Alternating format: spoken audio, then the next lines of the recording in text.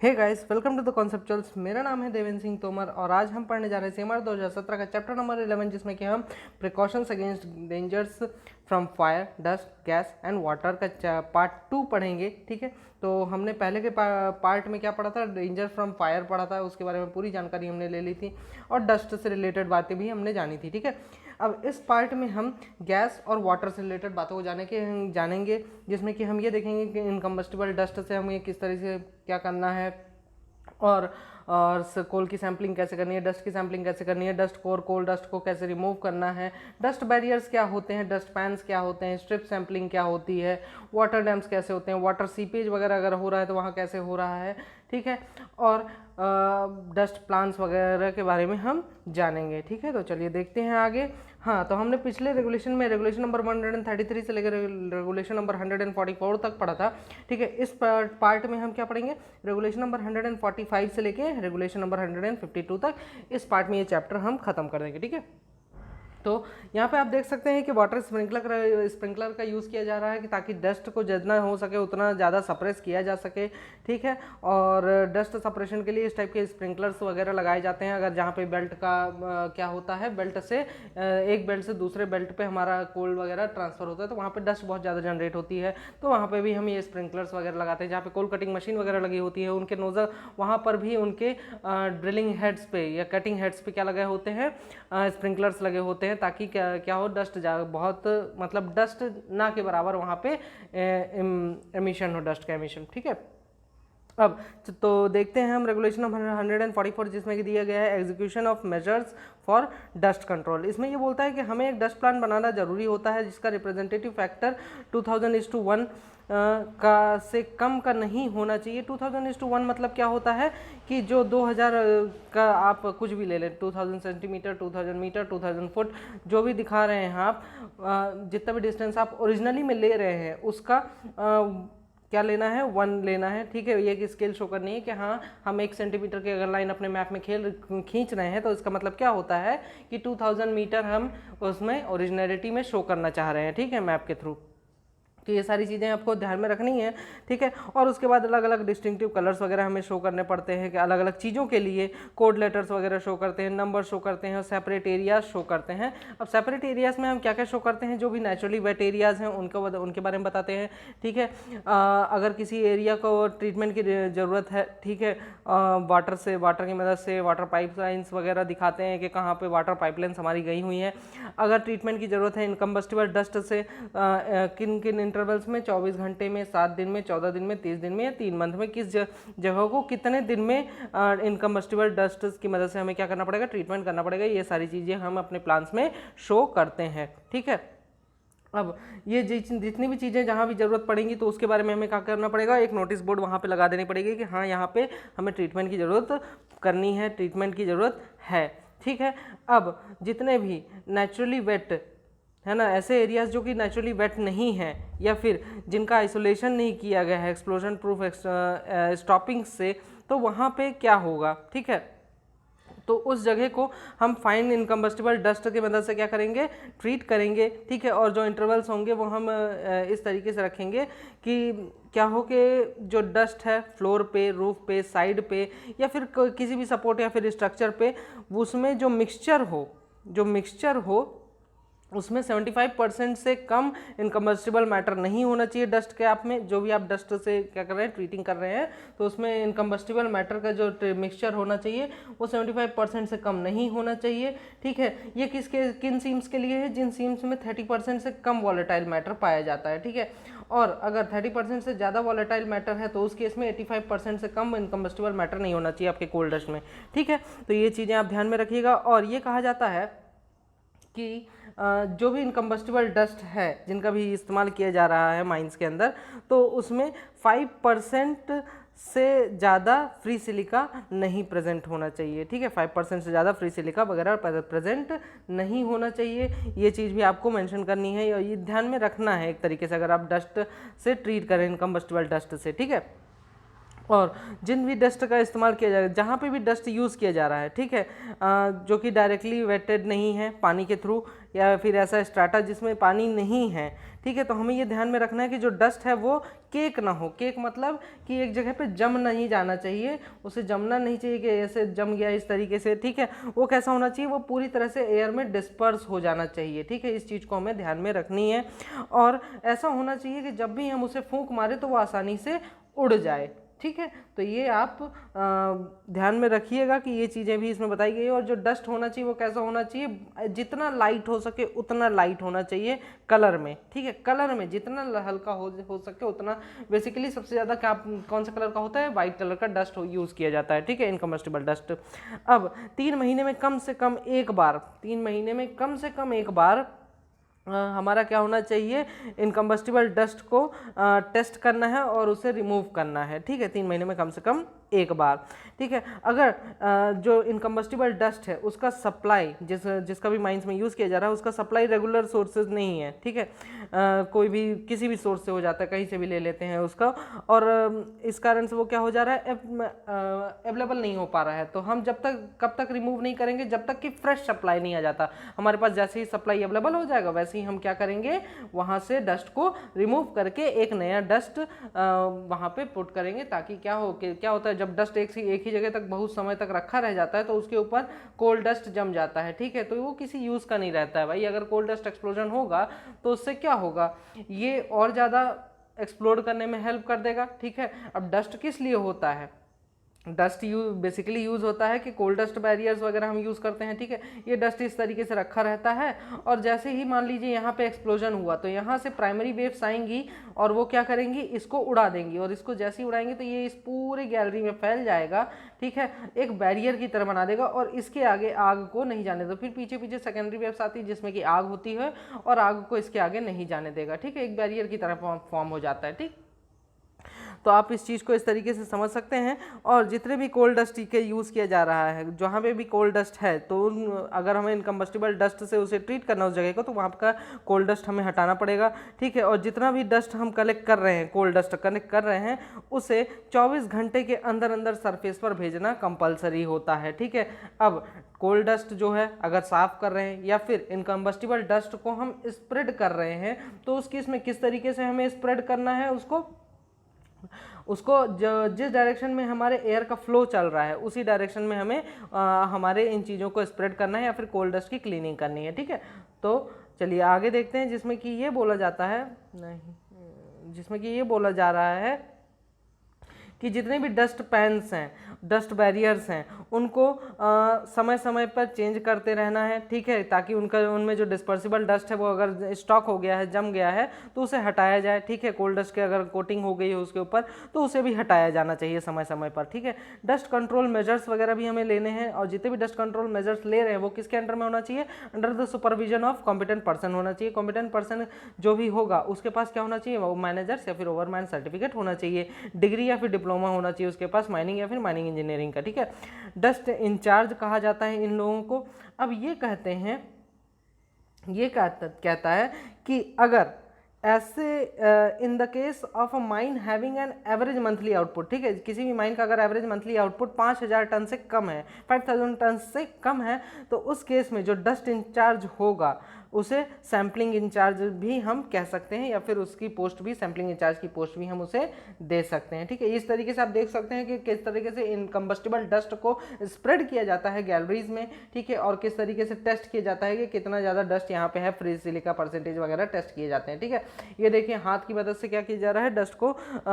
इनकम्बस्टिबल dust को spread किया जा रहा है, ठीक है, ट्रीट किया जा रहा है उस पर्टिकुलर एरिया को।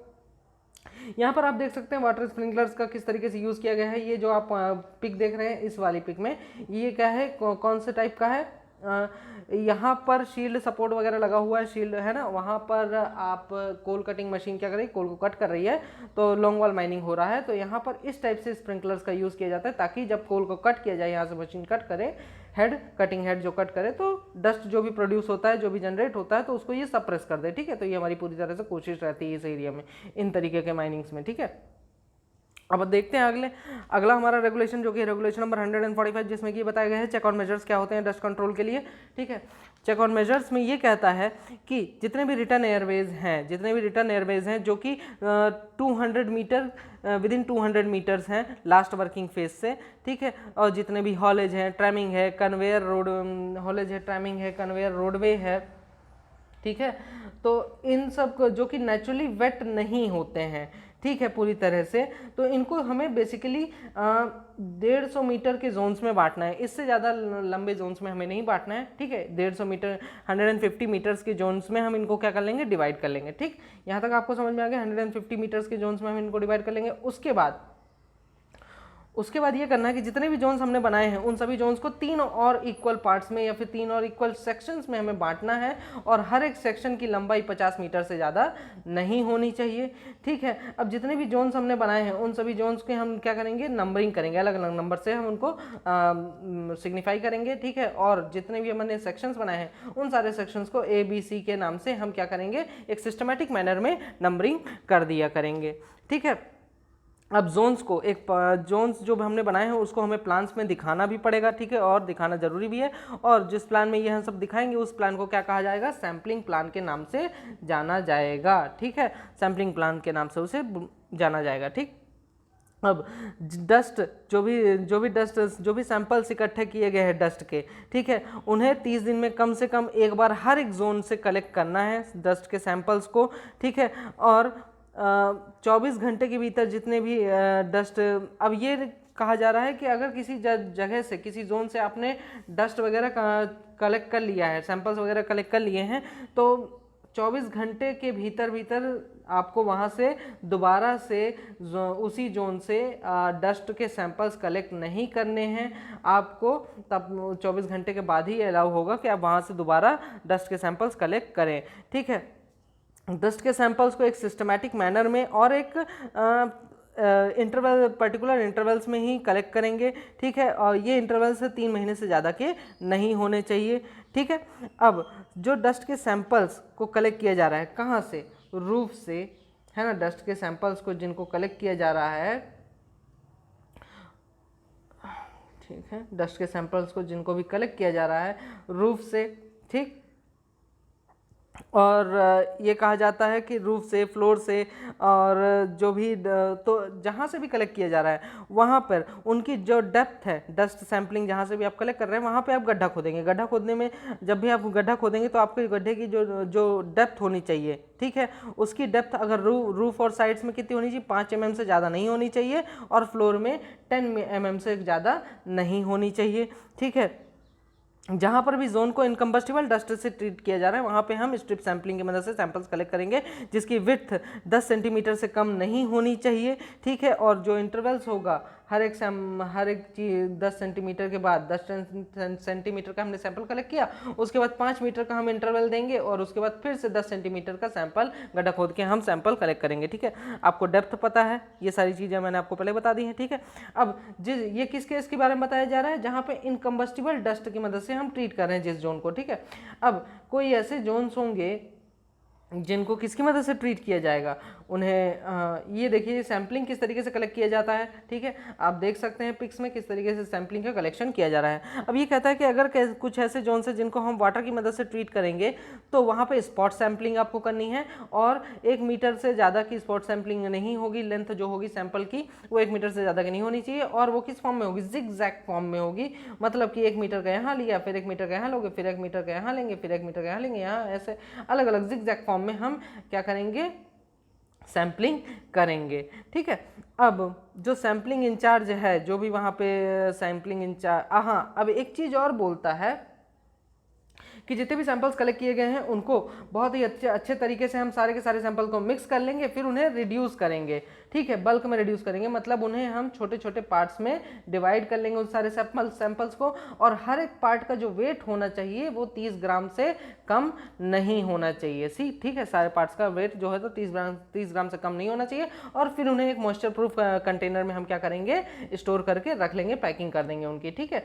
और उसके बाद कहता है कि अगर ये जो जितना भी काम किया जा रहा है सैम्पलिंग ऑपरेशन वो अंडर सुपरविजन होना चाहिए कॉम्पिटेंट पर्सन के, जिसके पास मैनेजर्स या फिर ओवरमैन सर्टिफिकेट है, या फिर डिग्री या डिप्लोमा है माइनिंग या फिर माइनिंग इंजीनियरिंग का, और इसे सैम्पलिंग इंचार्ज के नाम से जाना जाएगा, ठीक है। और कहते हैं कि सैम्पलिंग इंचार्ज के नाम से जाना जाएगा। और कहता है कि हर एक सैंपल को 7 दिन में कम से कम एक बार क्या करना है,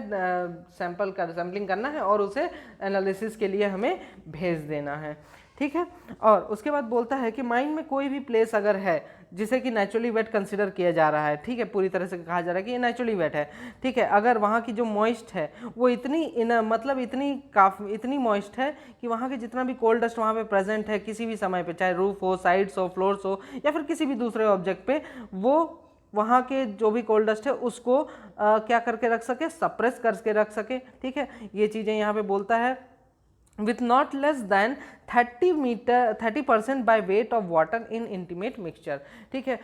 वाटर के वेट से 30% कम से कम, वो वाटर का जितना भी वेट है उसका 30% तो वो कम से कम सप्रेस करके रख सके, ये आपको ध्यान में रखना है। अगला रेगुलेशन है जिसमें कि हमें स्टोन डस्ट बैरियर्स के बारे में बताया गया। स्टोन डस्ट बैरियर आप देख सकते हैं कि इस टाइप का होता है, ठीक है। दोनों, ये मान लीजिए हमारा पिलर्स है, ये हमारे क्या, ये एक सेकेंड, ये देखिए, हाँ ये हमारे पिलर्स हैं, ठीक है। ये दोनों तरफ ये हमारे शेल्फ्स बने हुए हैं, इन शेल्फ्स के ऊपर क्या रखे रहते हैं, इस टाइप से छोटे छोटे और शेल्फ्स रख दिए जाते हैं जिनमें कि स्टोन डस्ट वगैरह भरा होता है, ठीक है। ये बेसिकली मैंने एलसी काकू के माइनिंग डाइजेस्ट से क्लिक किए पिक, लेकिन माइंस में जो आप देखेंगे इस टाइप के शेल्फ्स रखे होते हैं, ठीक है, उन्हीं में स्टोन डस्ट वगैरह भरा होता है और उन्हें समय समय पर रिमूव करते रहते हैं हम, ठीक है। तो हम देखते हैं इसमें क्या बोलता है स्टोन डस्ट गैरियर में, ये कहता है कि जितनी भी गैसी सीम है 2nd या 3rd डिग्री की, उनमें डेवलपमेंट वर्किंग्स में क्या करना है या फिर चाहे 1st डिग्री की गैसी सीम हो, उनमें डेवलपमेंट वर्किंग्स में क्या करना है, स्टोन डस्ट बैरियर्स वगैरह हमें रखना है ताकि क्या हो, इग्निशन या फिर एक्सप्लोजन को प्रिवेंट किया जा सके, ठीक है, एक माइन के एक या एक से अधिक पार्ट्स में, ठीक। अगला हम ये देख सकते हैं आप यहाँ पे किस तरीके से स्टोन डस्ट बैरियर्स वगैरह लगाए गए हैं, मतलब फॉरेन कंट्रीज में किस तरीके से स्टोन डस्ट बैरियर्स वगैरह लगाए जाते हैं। पैकेट पाउचेस में इनको पैक करके टांग दिया जाता है पूरे के पूरे रूफ में, ताकि जैसे ही एक्सप्लोजन हो तो ये सारे के सारे पूरा क्या कर सकें, उस एरिया को सील कर सकें, ठीक है। अगला रेगुलेशन है रेगुलेशन नंबर 147, जिसमें कि ये बताया गया है कि प्रिकॉशंस क्या क्या लेने हैं against eruption of the gases. अब ये कहता है कि जहाँ पे भी वर्किंग 30 मीटर विदिन 30 मीटर है किसी भी गोफ से या फिर डिसयूज्ड वर्किंग से, ठीक है, जिसमें कि ये हो सकता है कि एक्यूमुलेशन ऑफ इन्फ्लेमेबल या फिर नॉक्सियस गैसेस वगैरह पाए जाते हों, तो उनमें उस केस में क्या करना है आपको, आपका जो वर्किंग फेस है वहाँ पे 1.5 मीटर का, वहाँ पे क्या करना है 1.5 मीटर की डेप्थ का कम से कम, है ना, कम से कम 1.5 मीटर की डेप्थ का एक एडवांस बोरहोल करके रखना है हर एक समय, ताकि देखिए अब आपका मान लीजिए ये फेस है, ठीक है, ये फेस है आपका, इसके आगे पूरा कोयला भरा हुआ है, ठीक है, ये रूफ, ये फ्लोर हम सामने से देख रहे हैं, ठीक है, यहाँ आगे पूरा कोयला भरा है, आप इस तरीके से आगे इस डायरेक्शन में बढ़ रहे हैं, तो आपको क्या करना है, इसी डायरेक्शन में 1.5 मीटर का एक एडवांस बोरहोल मार देना है, ताकि क्या हो कि अगर यहाँ पे आपको पता तो है नहीं कुछ क्या है क्या नहीं है, ठीक है, तो अगर कोई भी गैस होगी या फिर किसी भी प्रकार का वाटर अगर भरा होगा, पीछे कोई दूसरी माइंस होगी या वर्किंग होगी, तो आपको क्या होगा, यहाँ पे जैसे ही आप एडवांस बोरहोल करेंगे तो आपको पता चल जाएगा, तो आप वहाँ पे वर्किंग नहीं करेंगे, ठीक है। तो ये प्रिकॉशंस के हिसाब से किया जाता है कि अगर 30 मीटर के भीतर अगर हम पहुँच गए हैं तो उस केस में हमें ये सारी चीज़ें करनी है, ठीक है, गोफ या फिर डिसयूज्ड वर्किंग से। हाँ, अब यहाँ पे ऐसी जगहों पे क्या करना है, आपको लाइट या फिर लैंप लेके जाना है, ठीक है, ऐसा लैंप फ्लेम सेफ्टी लैंप लेके जाना है जो कि चीफ इंस्पेक्टर द्वारा अप्रूव्ड हो, ठीक है। अब रेगुलेशन नंबर 148, जिसमें कि ये बोलता है कि रिकवरी और एक्सप्लोरेटरी वर्क अगर कहीं पे हो रहा है, ठीक है, मतलब कि अगर कहीं पे एक्सप्लोजन हुआ है, ठीक है, इन्फ्लेमेबल गैस या फिर कोल्ड डस्ट के कारण किसी भी माइन के किसी भी पार्ट में, तो मैनेजर क्या करेगा, किसी भी एक पर्सन को ऑथराइज कर देगा कि भाई आप माइंस में जाके क्या करें, वहाँ पे इंस्पेक्शन करें, ठीक है। उनके अलावा जिनको ऑथराइज किया गया वही बच जाएंगे, उनके अलावा किसी को भी अलाउ नहीं रहेगा माइंस के अंदर जाने के लिए, ठीक है। अब जितने भी सील्ड ऑफ एरियाज़ हैं, ठीक है, अगर मैनेजर ये चाहते हैं वहाँ के लोग, माइंस के मैनेजर या फिर ऑनर या फिर एजेंट ये चाहते हैं कि किसी भी माइन को या फिर माइन के किसी भी पार्ट को रीओपन किया जाए, ठीक है, तो जिन ऐसे पार्ट को जिनको आइसोलेट कर दिया गया है या फिर सील्ड ऑफ कर दिया गया है या फिर फ्लड है, वाटर के कारण वहाँ पे फ्लडिंग हो गई थी, ठीक है, या फिर स्पॉन्टेनियस हीटिंग आ गई थी, तो उस केस में रीओपनिंग करने के 30 दिन के पहले, रीओपनिंग करने के कम से कम 30 दिन पहले उन्हें क्या करना पड़ेगा, रिटर्न में चीफ इंस्पेक्टर को और रीजनल इंस्पेक्टर को ऐसे इंटेंशंस के बारे में इन्फॉर्म करना कंपलसरी रहता है, ठीक है। अब जहाँ पर भी ये एक्सप्लोरेटरी वर्क करने का मन कर रहा है, कि मतलब इनको लग रहा है कि हाँ हमें एक्सप्लोरेटरी वर्क करना चाहिए, तो उस केस में ये क्या करेंगे, जितने भी रेस्क्यू काम किया जाएगा एक्सप्लोरेटरी वर्क में, ठीक है, क्या है वहाँ की एटमॉस्फेरिक कंडीशन कैसी रहेगी, इरेस्पिरेबल रहेगी। तो बोलता है कि जितने भी वर्क किए जाएंगे एक्सप्लोरेटरी में वो सब रेस्क्यू कवर के अंडर में होना चाहिए, ठीक है। और जो ग्रुप्स बनाए जाएंगे, पार्टी जो भी ग्रुप्स बनाए जाएंगे उनमें कम से कम 3% तो होना जरूरी है, तभी उसके बाद अलाउ किया जाएगा इस काम को करने के लिए, ठीक है। और जितनी भी पार्टीज अंदर जाएंगी उनके साथ क्या होना चाहिए, कार्बन मोनोऑक्साइड डिटेक्ट करने के लिए एक अपरेटस होना चाहिए, और फ्लेम सेफ्टी लैंप भी उनके साथ होना चाहिए, अप्रूव फ्लेम सेफ्टी लैंप वगैरह, ठीक है। तो ये चीज़ आप ध्यान में रख सकते हैं। अब चलिए हम आगे बढ़ते हैं अपने अगले रेगुलेशन की तरफ, जिसमें कि रेगुलेशन नंबर जो कि 149 है, जिसमें कि डेंजर फ्रॉम सरफेस वाटर के बारे में बताया गया है। इसमें ये कहता है कि जितने भी एंट्रेंसेस हैं माइन के, ठीक है, उनको इस तरीके से मेंटेन करना है कि जो उनका लोवेस्ट पॉइंट हो वो 1.5 मीटर ऊपर हो, जो उनका लोवेस्ट पॉइंट हो वो हाईएस्ट फ्लड लेवल से 1.5 मीटर के ऊंचाई पर होना चाहिए, ठीक है। और जो एजेस हैं, अब देखिए मान लीजिए कि बारिश का मौसम आ गया, बारिश का मौसम में क्या करना है कि भाई नदियों का पानी बढ़ेगा, ठीक है। तो वाटर का जो भी एज होगा, जो भी नया हाईएस्ट फ्लड लेवल होगा, इन केस ऐसा हो जाता है कि भाई हाईएस्ट फ्लड लेवल से भी ज़्यादा वाटर चला गया, तो उस केस में क्या करना है कि वो सारी चीज़ें रिकॉर्ड करते रहना है कंटिन्यूसली, रेनी सीजन में कंटिन्यूसली ये रिकॉर्ड करते रहना है कि पानी कितना ज़्यादा पहुंचा, वाटर का एज कहाँ पे है, हाईएस्ट फ्लड लेवल को क्रॉस किया कि नहीं किया, ये सारी चीज़ें आपको उसमें मेंशन करते रहना है कंटिन्यूसली, सर्वे वगैरह करके, ठीक है। अब जितनी भी माइंस हैं, in every mine which is likely to be endangered by surface water, है ना, हाईएस्ट फ्लड लेवल के कारण या फिर डेंजर लेवल्स के कारण क्या से ज़्यादा अगर पानी चला जाता है तो उस केस में क्या होगा, उनको डेंजर है, ठीक है, माइंस को सरफेस वाटर से। तो यहाँ पे बोलता है कि जो डेंजर लेवल्स हैं वो 1.2 मीटर ज़्यादा होना चाहिए, कम से कम 1.2 मीटर हमें ज़्यादा करके रखना है, किससे, ताकि हम जैसे डेंजर लेवल को क्रॉस करेगा पानी वैसे ही हम क्या करेंगे, वहाँ से सारी वर्कर्स को विदड्रॉ कर लेंगे अपनी माइंस में से, ठीक है। अब ये बोलता है कि no working shall be made in any mine vertically below. अब कोई भी वर्किंग आपको नहीं करनी है जस्ट नीचे, वर्टिकली बिलो, है ना, जस्ट नीचे, किस चीज़ के, सरफेस वाटर रिजर्वोयर है अगर कहीं पे तो उसके जस्ट नीचे, ठीक है, या फिर कोई भी ऐसा स्पॉट जो कि हॉरिजॉन्टल किसी भी जो रिवर से, कनाल से 15 का जो भी किनारा है, बैंक मतलब किनारा जो भी है उसके 15 मीटर, विदिन 15 मीटर्स अगर कोई चीज़ आ रही है तो आप वहाँ पर भी एक्सप्लोरेशन का काम नहीं करेंगे, ठीक है, माइंस वगैरह नहीं खोलेंगे, ठीक है। अब ये बोलता है कि 14 दिन में कम से कम एक बार रेनी सीजन में, और बाकी सीजन्स में 30 दिन में कम से कम एक बार जो कॉम्पिटेंट पर्सन है वहाँ पे सारे के सारे प्रोटेक्टिव मेजर्स को क्या करेगा, चेक करेगा, इंस्पेक्शन करेगा, और हर एक क्वार्टर में कम से कम एक बार सारे के सारे प्रोटेक्टिव मेजर्स को जो मैनेजर है वो पर्सनली इंस्पेक्शन करेगा, ठीक है। तो ये था हमारा रेगुलेशन नंबर 149। अब हम देखते हैं रेगुलेशन नंबर 150। इसमें बेसिकली बताया गया है danger from the underground inundation. मतलब इनंडेशन मतलब क्या होता है कि अंडरग्राउंड माइंस में जब पानी भर जाता है उसको हम इनंडेशन के नाम से जानते हैं, ठीक है। इसमें ये बोलता है कि अगर काम कहीं ऐसी जगह पे काम कर रहा है, ऐसी सीम या सेक्शंस में काम कर रहा है जो कि एक दूसरे के नीचे हैं, ठीक है, ऐसी सीम या सेक्शंस में काम चल रहा है जिसका लोवेस्ट मतलब एक ऐसी सीम है जिसका लोवेस्ट पॉइंट नीचे वाली सीम के लोवेस्ट पॉइंट से भी ज़्यादा नीचे है, ऐसी सीम्स में अगर काम चल रहा है आपका, ठीक है। अब ऐसी सीम्स में काम चल रहा है कि जिसका जो फॉल्ट है वो दूसरी सीम में जाके डायरेक्टली करेक्ट हो जा रहा है, ठीक है, और जो वाटर का फ्लो है बहुत ज़्यादा है, स्ट्राटा वाटर बियरिंग स्ट्राटा है, तो ऐसे केसेस में हमें वर्किंग नहीं करनी है, ठीक है। और अगर हमारा वर्किंग विदिन 60 मीटर आ जाता है, अगर हमारा वर्किंग विदिन 60 मीटर आ जाता है बगल वाली माइंस में या सेम माइंस में ऐसी जगह के 60 में विदिन 60 मीटर जहाँ पे पानी भरा हुआ है, ठीक है, तो उस केस में आप क्या करेंगे कि इसके बारे में रीजनल इंस्पेक्टर या फिर चीफ इंस्पेक्टर से रिटर्न में परमिशन आपको लेना पड़ेगा अगर आपको अपने वर्किंग को फर्दर एक्सटेंड करना चाह रहे हैं, ठीक है। विदिन 60 मीटर आ गए, अब आपको यहाँ से परमिशन लेनी पड़ेगी कि हाँ हमें और आगे क्या करना है, वर्किंग करना है, अपने वर्किंग को एक्सटेंड करना है, तो आपको पहले परमिशन लेनी पड़ेगी। अब ये जो डिस्टेंस होनी चाहिए, है ना, वो चीफ इंस्पेक्टर भी कुछ डिस्टेंस बताएगा, रिटर्न में ऑर्डर देगा। अब ये जो डिस्टेंस होगी वर्किंग से ये क्या होगी, शॉर्टेस्ट डिस्टेंस होगी सेम सीम में या बिटवीन एनी टू सीम्स या फिर सेक्शंस में शॉर्टेस्ट डिस्टेंस होगी, ठीक है, इनके बीच की। और जो भी और ये डिस्टेंस कैसे मेजर की जाएगी, हर एक डायरेक्शन में, हॉरिजॉन्टल, वर्टिकल, इंक्लाइंड, ठीक है, हर एक डायरेक्शन में इस डिस्टेंस को मेजर किया जाएगा और फिर वहाँ पे बता दिया जाएगा कि इसके आगे आप काम नहीं करेंगे, ठीक है। अब ये कहता है कि जहाँ पर भी पानी का वाटर का सीपेज हो रहा है, जहाँ पर भी वाटर का सीपेज हो रहा है,